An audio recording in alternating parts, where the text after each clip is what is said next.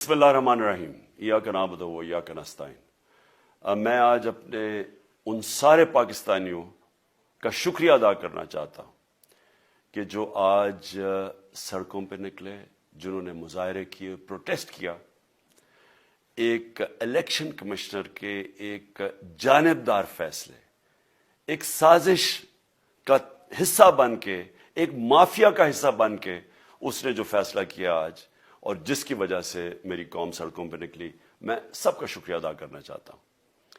पहले तो मैं अपनी कौम के सामने ये रखना चाहता हूँ, ये क्या फैसला है, यानी ये तोशा खाना क्या चीज है। तोशा खाना वो है कि जब मुल्क का प्राइम मिनिस्टर, उसके वजीर, उसके आर्मी चीफ, इनको जब प्रेजेंट्स मिलते हैं, जब वो इक्तदार में होते हैं, तो जब उनको तोहफे मिलते हैं, तो ये जो सारे तोहफे हैं ये जाते हैं तोशा खाना के अंदर। एक पूरा रिकॉर्ड उधर कायम किया जाता है। उस तोशा खाना से एक कानून के तहत आप फैसला कर सकते हैं कि मैं एक आधी कीमत, हमारे दौर में आधी कीमत हम देके हम वो खरीद सकते हैं वहां से। सारा रिकॉर्ड उसका है पड़ा हुआ तोशा खाना में। तो ये जो केस इसने किया है, ये जो केस के ऊपर फैसला दिया है, मैं आप सारी कौम के सामने अब ये कहना चाहता हूं कि जब भी, और इंशाल्लाह हम अब जा रहे हैं अदालत में, मैं आज सबके सामने कहना चाहता हूं कि ये अदालत के अंदर केस जाएगा और इसमें एक चीज गैर कानूनी नहीं निकलेगी, क्योंकि सारा रिकॉर्ड अवेलेबल है। और जिन्होंने कानून तोड़ा है, तोशा खाना का कानून किसने तोड़ा है? आसिफ जरदारी ने और नवाज शरीफ ने। कैसे तोड़ा है? उन्होंने 4 महंगी महंगी गाड़ियां इस तोशा खाना से निकाली है। कानून यह कहता है कि आप गाड़ियां नहीं निकाल सकते, मुझे भी मिली थी।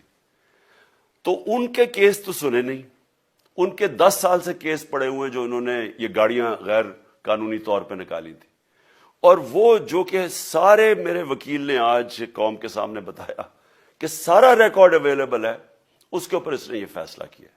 तो पहले तो हम जाएंगे इंशाल्लाह अदालत में, लेकिन मैं इस इलेक्शन कमिश्नर के ऊपर अपनी कौम के सामने इसका जरा असलियत रखना चाहता हूं। ये वो आदमी है जो पिछले 2.5 साल से हमारे खिलाफ फैसले दे रहा है। 8 या 9 दफा इसने हमारे खिलाफ फैसला दिया, हम अदालत में गए और अदालत ने इसके फैसले ओवरटर्न करके हमारे हक में फैसले दिए, क्योंकि इसके जो फैसले थे वो गैर जानिबदार नहीं थे। हम ईवीएम मशीन्स के ऊपर कोशिश करते रहे कि इस मुल्क में साफ और शफाफ इलेक्शन हो। 2 साल कोशिश करते रहे, इस इलेक्शन कमीशन ने पीपल्स पार्टी और नून लीग के साथ मिलकर वो नहीं होने दिया। हमने अदालत में गए कि जो सेनेट के अंदर पैसा चलता है, सेनेट के इलेक्शंस के अंदर, कि वो वोट वेरीफाइबल होनी चाहिए, यानी लोगों को पता होना चाहिए कि आपके एमपी किधर वोट डाल रहे हैं। हम सुप्रीम कोर्ट में गए, सुप्रीम कोर्ट में इजाजत दे दी कि वोट वेरीफाइबल होनी चाहिए, इसने रोक दी।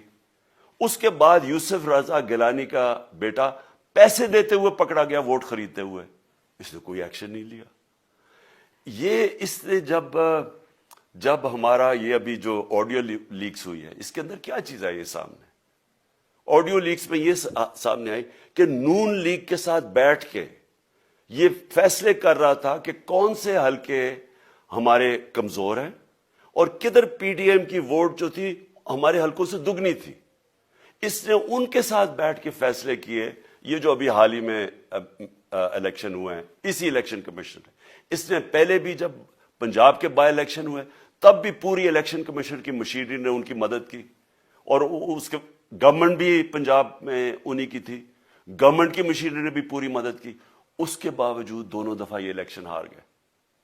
और इलेक्शन इसलिए हारे कि पाकिस्तान की कौम इनको रिजेक्ट कर बैठी है, और अल्लाह का शुक्र अदा करता हमारे साथ खड़ी है। जब हमारी गवर्नमेंट गई तब से ये माफिया कोशिश कर रहा है कि तहरीक इंसाफ को खत्म करने की।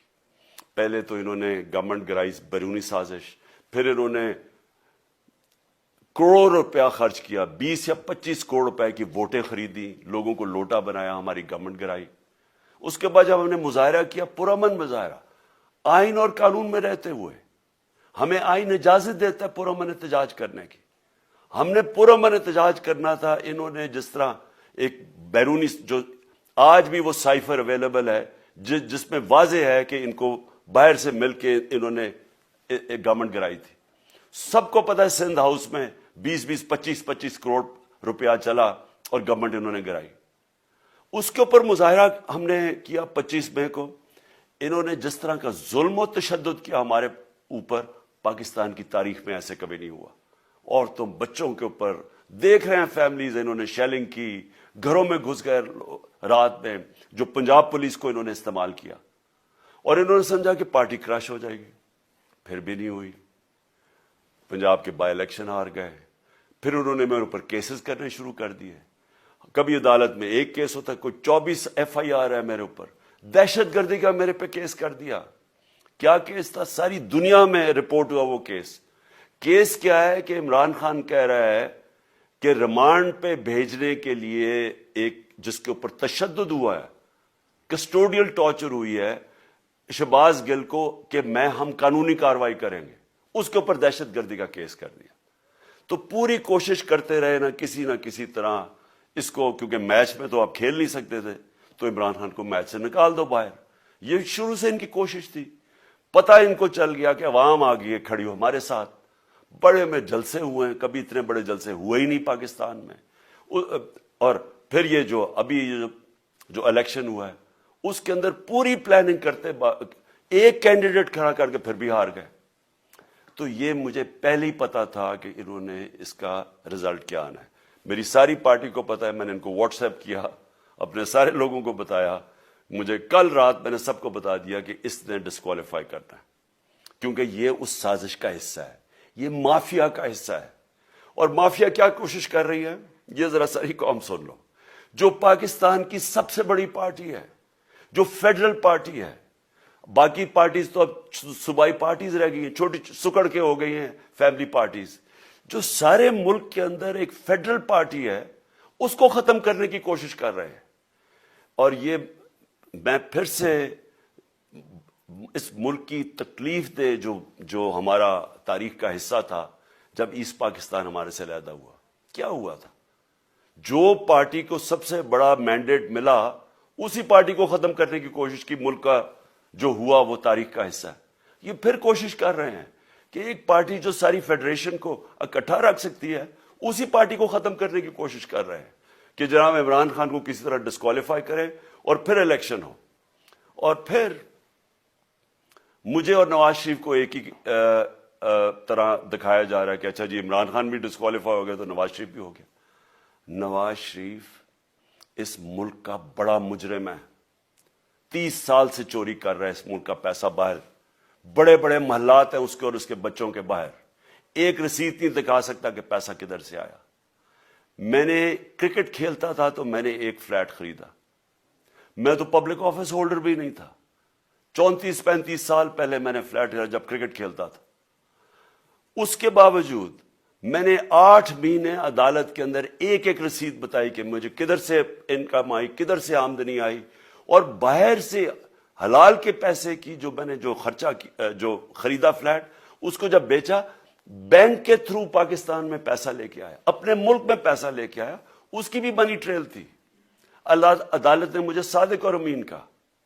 اور مجھے مقابلہ اس آدمی سے کر رہے ہیں جو اربوں روپے کی پراپرٹیز لے کے بیٹھا ہوا ہے. کبھی کوئی جھوٹ بولتا ہے کہ جی مجھے قطری خاد کے جی قطری نے پیسے دے دیے, کبھی وہ کہتا ہے یہ ہیں وہ ذرائع, وہ فیل ہو جاتا ہے. وہ بیٹی کہتی ہے میرے لندن تو چھوڑو پاکستان میں کوئی پراپرٹی نہیں, اور پھر پراپرٹی نکلا. یعنی جو بتا ہی نہیں سکتے کہ اس ملک سے باہر اربوں روپے کی پراپرٹیز ہے, اور اس کو اور میرے ساتھ کر رہے ہیں کہ جی اب دونوں ڈسکوالیفائی ہو گئے. اور جو سب سے شرمناک چیز کیا ہے کہ جس آدمی کی ساری پراپرٹی سب پاکستان سب ڈکلیئرڈ اپنے نام پہ, اس کو ڈسکوالیفائی کر رہے ہیں, اور یعنی میچ سے باہر رکھنے کی کوشش کر رہے ہیں. اور کن کو اس ملک میں بچایا جا رہا ہے؟ اس ملک کے بڑے بڑے مجرم جن کے